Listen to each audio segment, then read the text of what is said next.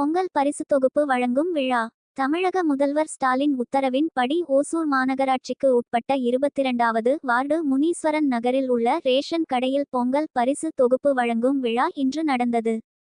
இதில் ஓசூர் மாநகராட்சி பொது சுகாதார குழு தலைவரும் அப்பகுதி வார்டு திமுக கவுன்சிலருமான மாதேஸ்வரன் தலைமை வகித்து பொங்கல் பரிசு தொகுப்பில் இடம்பெற்றுள்ள அரிசி, கரும்பு மற்றும் இலவச வேஷ்டி, சேலைகளை பொதுமக்களுக்கு வழங்கினார். இந்த விழாவில் ஓசூர் முனீஸ்வரர் நகர் குடியிருப்போர் நலச்சங்க தலைவர் பிரகாஷ், திமுக வார்டு செயலாளர் ஆறுமுகம், குடியிருப்போர் சங்க செயலாளர் ரவி, மாவட்ட திராவிட கழக தலைவர் வனவேந்தன், திமுக நிர்வாகிகள் வருண், அப்சரா, யசோதா ராணி, முத்துக்குமார், ஜெயபிரகாஷ், காளிமுத்து, தேவராஜ், ரவி, கிஷோர் உட்பட பலர் பங்கேற்றனர்.